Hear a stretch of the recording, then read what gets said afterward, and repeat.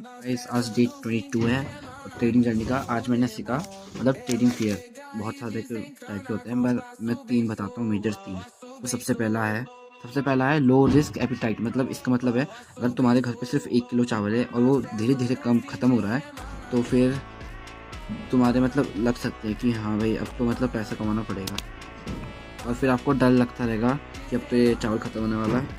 तो इसका मतलब डायरेक्ट मतलब होता है, तो डायरेक्ट मतलब होता है कि हमें एक पैसिव इनकम करनी है कि जिससे हम पैसा कमा सकें। मतलब कोई सा भी कर सकते हैं। पैसिव इनकम तो बहुत सारी होती है, freelancing, video editing.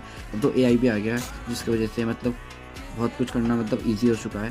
Passive income मतलब कम से कम 10,000 पर मंथ आनी ही आनी चाहिए।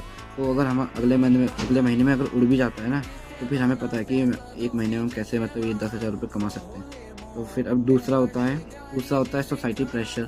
वो माँ बाप का कि मेरा बेटा तो डॉक्टर बनेगा या इंजीनियर, और मेरे बेटे की क्या ख्वाहिश होती है कि उससे ट्रेडर बनना है। तो फिर अपने माँ बाप को कन्विंस करना पड़ेगा ट्रेडिंग के लिए कि ये भी मतलब अच्छा वो है, अच्छा ऑप्शन है। मतलब कैसे भी करके कन्विंस करना पड़ेगा।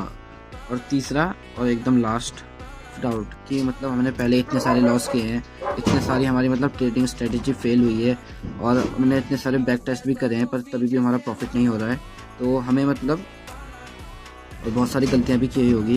तो हमें आइडेंटिफाई करना है और मतलब जर्नलिंग भी करनी होती है, और फिर रेक्टिफाई करना है और टेस्ट भी करते रहना है। मतलब जैसे कि हमने 50 ट्रेड करी, उस 50 ट्रेड को लिख दो कि नोटबुक में, ठीक है ना। कि फिर मिस्टेक भी लिखो, रीज़न कि इसमें क्या गलती थी, कि रिस्क मैनेजमेंट सही नहीं था कि तो, और बहुत सारी गलतियां होती हैं। ये कि मैंने रिस्क मैनेजमेंट यूज़ नहीं करा, ना ही इंडिकेटर देखा ढंग से किए। फिर थैंक यू। फिर मिलते हैं डे 23 में दूसरे स्ट्रेटजी के साथ।